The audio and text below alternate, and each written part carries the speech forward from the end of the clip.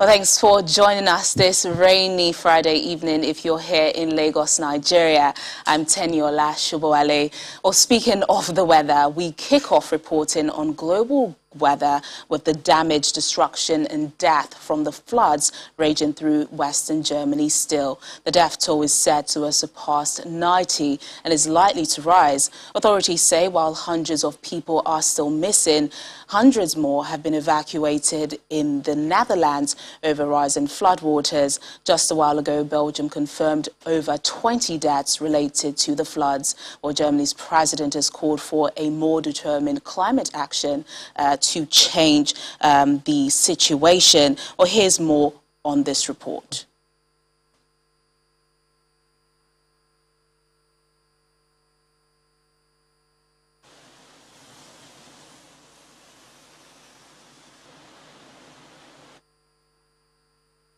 We'll have more on the situation in Germany and elsewhere in Europe, but let's speak to the DW's Chelsea Delaney.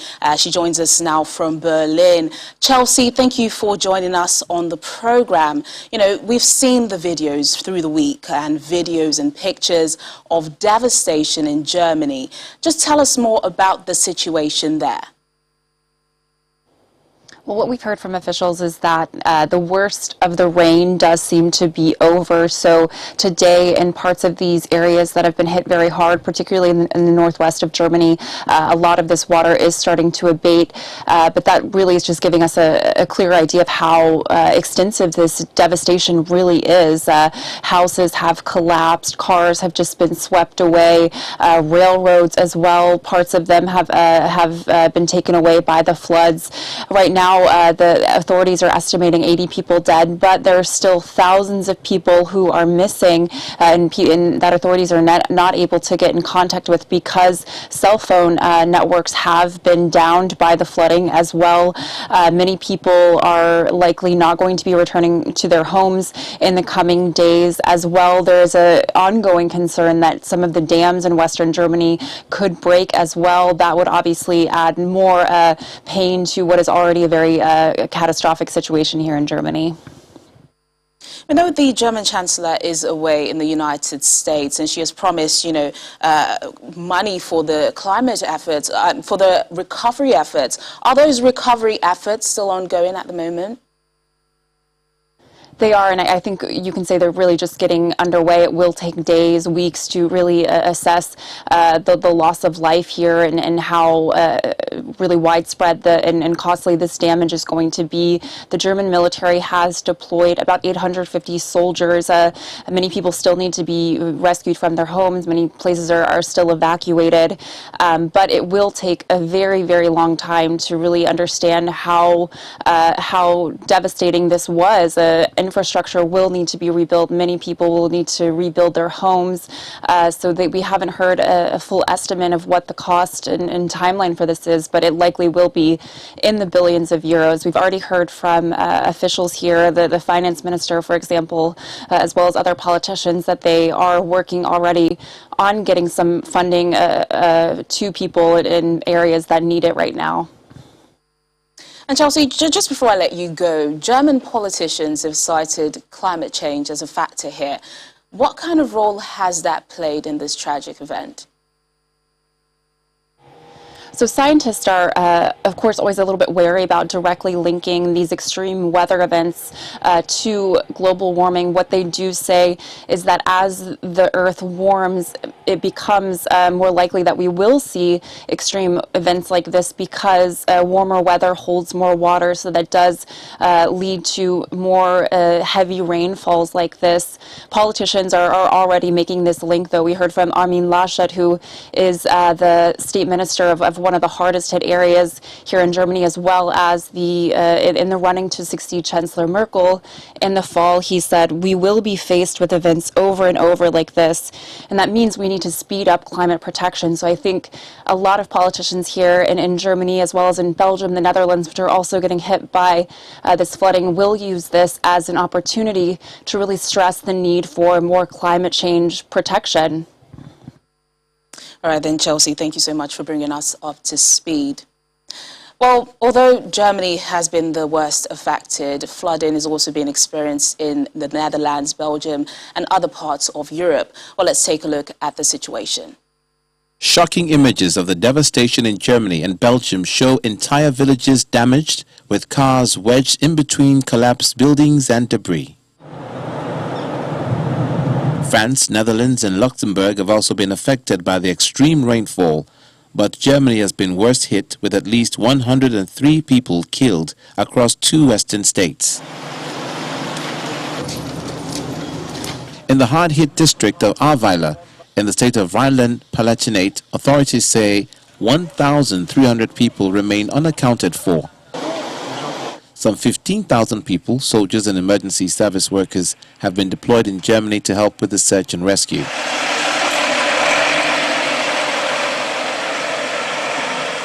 Speaking during a meeting with U.S. President Joe Biden in Washington, D.C., Mrs. Angela Merkel expressed her deepest condolences and pledges government support for the rescue efforts. In neighboring Belgium, the death toll has risen to at least 23. Dramatic footage of the floods show cars being swept away along a street in the city. A curfew was also in place overnight because of risk of looting. Residents of Liege, Belgium's third-largest urban area after Brussels and Antwerp, were ordered to evacuate. Local officials said those unable to leave shall move to the upper floors of their buildings. Scientists have repeatedly warned that human-induced climate change will bring pulses of extreme rainfall, such as this one. In a warmer world, the atmosphere can hold more moisture, and of course, as there is more water, more moisture in the atmosphere, rainfall events can become more extreme. So we've seen before that extreme rainfall events have become more frequent because of climate change, but we don't know if this is indeed the case for this particular event without establishing it with a formal attribution analysis. German President Frank-Walter Steinmeier and European Commission Chief Ursula von der Leyen have called for action on climate change. We'll talk about violent weather in the West. Canada got its share when a tornado ripped through the city of Barrie in Ontario. Several people were injured and a trail of destruction left behind. Police say they have been responding to multiple reports of damage in the southeast part of the city, and paramedics have been treating people who have been injured. Environment Canada had issued tornado warnings across the region throughout Thursday afternoon, but downgraded those warnings across Ontario in the hours after the storm tore through the city. Well, in the United States, firefighters have been working round the clock to put out raging wildfires in southern Oregon, which has the largest among dozens of blazes across the drought-stricken U.S. West. The bootleg fire has charred more than 227,000 acres of dried timber and brush in and around the Four Mount National Forest since eruption on July the 6th. Thousands of people have been displaced since the fire started. Local firefighters have described the grueling fight against the flames that has been further complicated by different fuel types in the area. Here it's kind of unique that we have, I think it gives us an advantage or a special skill set to be able to adjust to all those types of fuel types. And that's, I think, a blessing. Wears a person down over time. And then there's very much emotional attachment. One of my brothers, he's my brother in fire, but he's my brother like beyond that. We grew up together, we went to school together. His ranch is right down the road, the Yamsey Ranch. And he's lost all his cows, lost so much stuff, and that's hard. That's the hard part. Away from threatening weather conditions, South Africa's President Cyril Ramaphosa has visited KwaZulu-Natal province, where at least 100 people have been killed in recent days of unrest. Speaking to reporters afterwards, he described the violence as an assault on the country's democracy. He also said it's clear the violence and looting had been planned and instigated, and that those responsible are being pursued.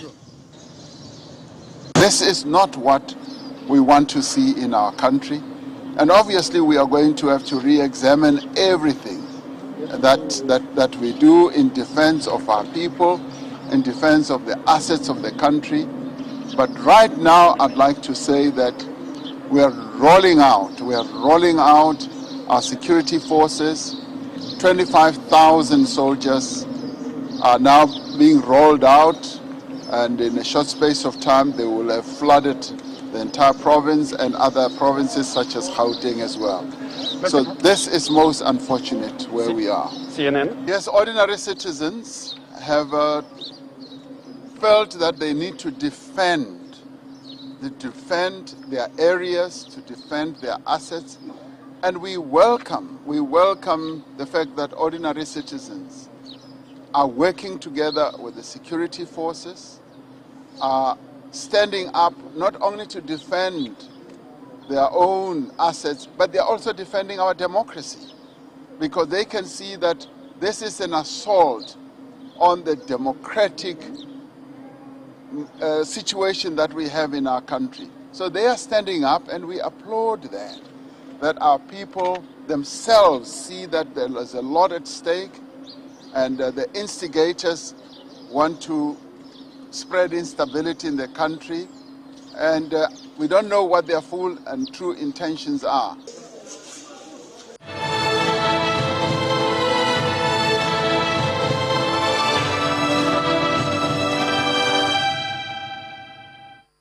Oh, now some updates from the coronavirus pandemic. Let's take a look at the situation around the world. Moscow residents will no longer have to present a QR code demonstrating they've been vaccinated against COVID-19 or have immunity in order to sit inside restaurants and bars from Monday. Since June the 28th, residents have had to present a QR code that proves they've had a vaccine, a negative test or immunity to be able to sit inside, but outdoor terraces remained open to all. Authorities say the rate of vaccination had sped up in the Russian capital and that the restriction could therefore be relaxed.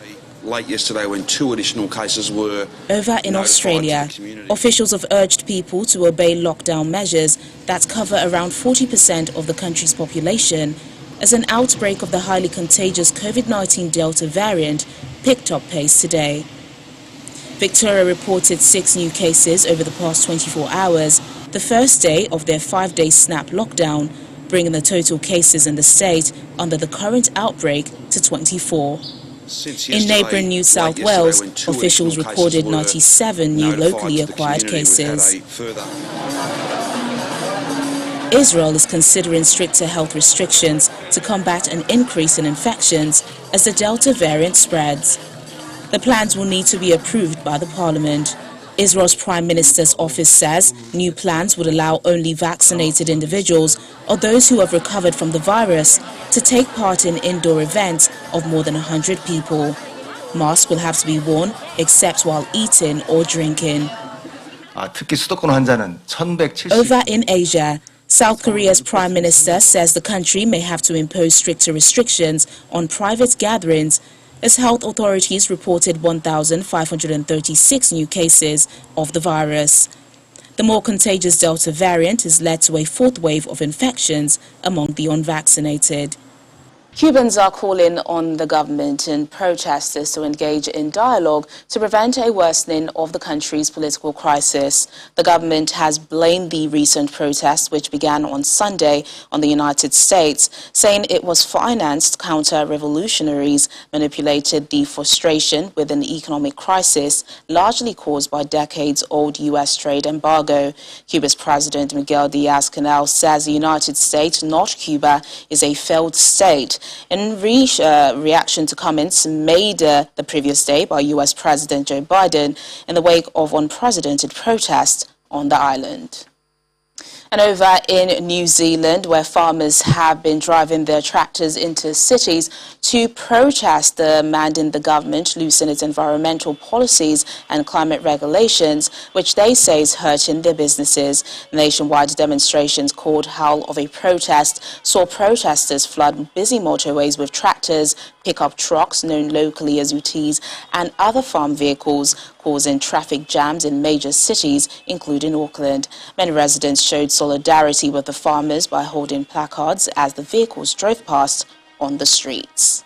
Well, the situation in Afghanistan is becoming more intense as Afghan forces say 20 Taliban insurgents, including a shadow deputy governor, were killed in airstrikes by Afghan forces on Thursday in the Shuhada district of Badakhshan province. 20 other insurgents, a key commander among them, were wounded, with weapons, ammunition and vehicles destroyed in the attack. Meanwhile, a Reuters journalist, Danish Siddiqui, was killed today while covering a clash between Afghan security forces and Taliban fighters near border crossing with Pakistan. Afghan special forces had been fighting to retake the main market area of Spin Boldak, where Siddiqui and a senior Afghan officer were killed in what they described as Taliban crossfire. He had been embedded as a journalist since earlier this week with Afghan special forces based in the southern province of Kandahar, and had been reporting on fighting between Afghan commandos and Taliban fighters. On a lighter note now, the Eiffel Tower today reopened after an 8-month shutdown because of the COVID-19 pandemic, its longest closure since World War II. As a countdown clock at the foot of the tower turned 0, there were cheers and applause from visitors queuing to get in. A brass band started playing and people started filing through the entrance. Because of lingering concerns about the virus, masks remain compulsory for anyone over 11 years of age, and each elevator car will only carry half the normal numbers of visitors. From July the 21st, visitors will need to show a French government health pass to demonstrate they are either vaccinated or have had a recent negative test for COVID-19. Finally on the program, are you worried about getting too close to others when trading business cards in the age of social distancing? Well, a Dubai beauty salon has come up with a unique solution, a microchip manicure that carries your digital calling card. Take a look. A beauty salon in Dubai is giving new meaning to the phrase chip nails. Lena Beauty Lounge is offering a tiny microchip for customers' fingernails. The chips can have information embedded that allows them to be used as a digital business card and to pass in information such as an Instagram handle. Clients can choose to upload their desired information to a microchip via an application available on either iPhone or Android. The microchip is then sealed onto their nail with polish. When the client comes to us, we just ask her which information you want to install in this chip. Because this chip now it's working as a business card. So she can download her website, her social media accounts, her name, her contacts. So she will choose and we install it by NFC application. Then the girls, nail technicians, they install this chip on her nail and cover it by any gel color nail polish, The microchip, which can store social media accounts and other basic information, can then be scanned by smartphone users to pull up the digital business card. A customer says she was excited by the prospect of trying something new. Really excited now that I've had it installed. Now if I'm in a loud place and I want to share my Instagram or my social media, I'd say, scan my finger. Oh, okay. So the idea was a brainchild of salon owner Noor Makaram, who says hers is the first salon in the United Arab Emirates to provide the service. Since posting it on her business social media page about a month ago, she says clients have flocked in to try the new experiment. Actually, after the corona situation, we have to encourage the social distancing. We have to encourage also the paperless. So I was thinking why I cannot do something different from my beauty salon, something we can do it by our beauty services. So we came up with this idea and it's really doing well. Lenore Beauty Lounge says it has completed more than 500 microchip manicures, and Makaram hopes the nail microchip will have other uses in the future, from digital restaurant menus for waiters to contactless payments. Every day you hear something new. And that's the program today. Thank you so much for watching. I'm Teniola Shubowale. Bye for now.